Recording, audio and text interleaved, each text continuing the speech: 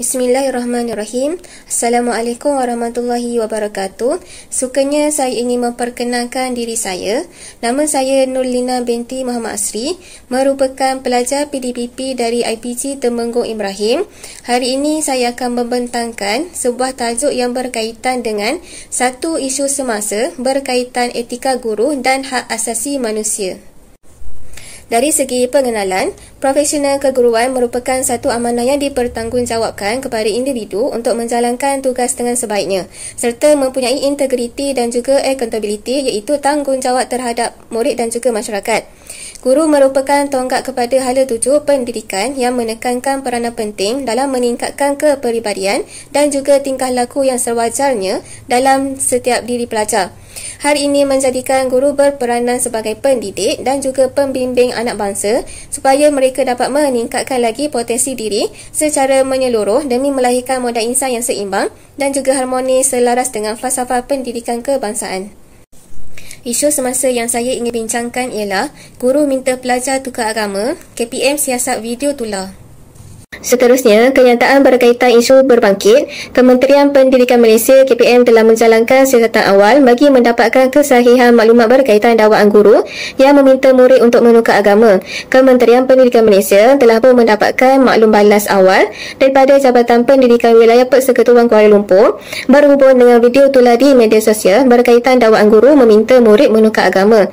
Kementerian Pendidikan Malaysia juga memandang serius isu ini dan menegaskan bahawa hal agama tidak boleh dijadikan persendaan yang boleh menggugat keharmonian kaum dan juga negara. Seorang guru didakwa menggalakkan seorang pelajar tingkatan 3 beragama Hindu di sebuah sekolah di Kuala Lumpur untuk memeluk Islam. Galakan itu didakwa akan meningkatkan peluang pelajar tersebut untuk menjadi pemain bola sepak kebangsaan.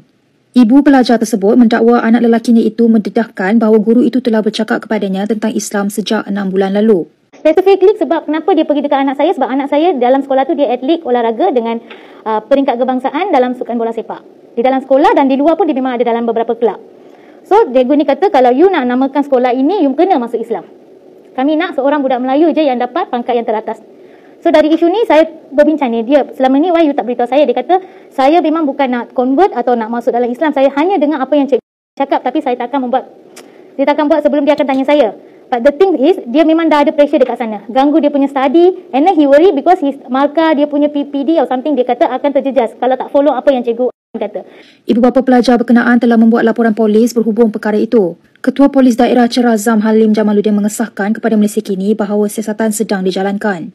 Daripada video yang kita lihat sebentar tadi, guru minta seorang pelajar agama Hindu untuk menukar agama. Seorang guru didakwa menggalakkan seorang pelajar tingkatan 3 di sebuah sekolah di Kuala Lumpur untuk memeluk Islam. Dengan mendakwa ia akan meningkatkan peluangnya untuk menjadi pemain bola sepak kebangsaan. Menerusi kenyataan, KPM tidak akan berkompromi dengan perkara yang membabitkan isu yang boleh menggugat perpaduan kaum dan juga agama. Analisis isu berdasarkan etika keguruan. Guru hendaklah mematuhi kod etika perguruan yang telah ditetapkan di Malaysia. Kod etika ini juga mengingatkan para guru agar tidak melibatkan diri dalam salah laku semasa memberi perkhidmatan pendidikan di negara ini. Walau bagaimanapun, kerjaya profesion perguruan pada abad ini tidak akan terlepas daripada isu-isu yang boleh mencalai profesion perguruan itu sendiri sehingga menyebabkan pandangan masyarakat terhadap profesion keguruan dipandang serong. Ibu bapa amat berkantor harap sepenuhnya kepada para guru untuk membentuk dan juga mendidik anak-anak mereka menjadi insan yang mengguna.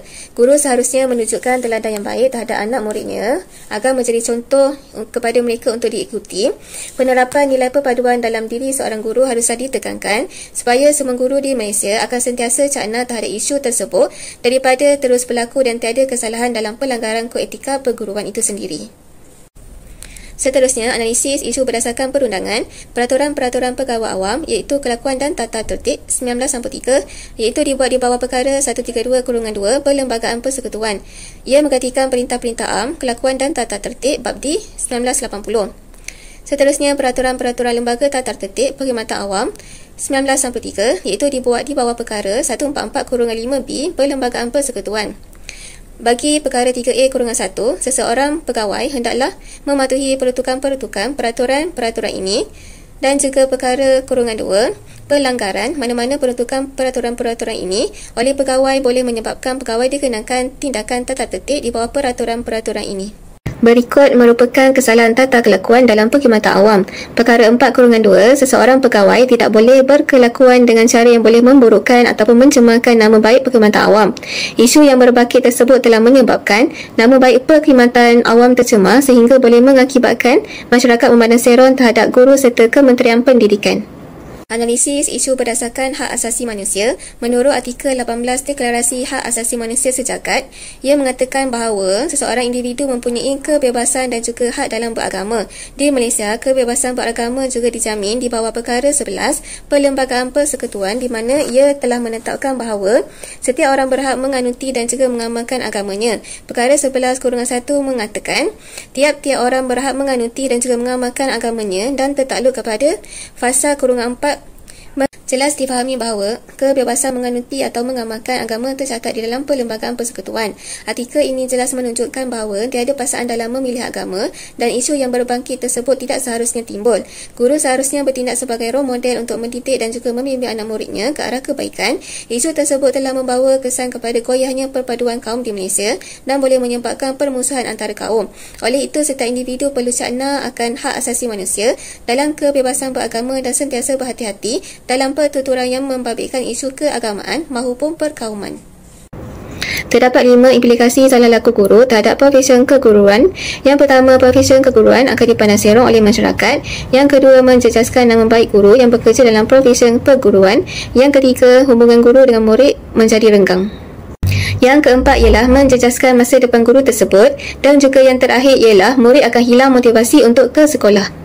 Secara kesimpulannya, semua warga guru bertanggungjawab dalam membantu usaha bagi mewujudkan sistem pendidikan yang bertaraf dunia. Guru juga seharusnya mempunyai etika kerja yang baik agar dapat menanamkan sikap positif dan menghapuskan sikap negatif dalam menjalankan tugas-tugas yang diamanahkan bagi meningkatkan kualiti kerja.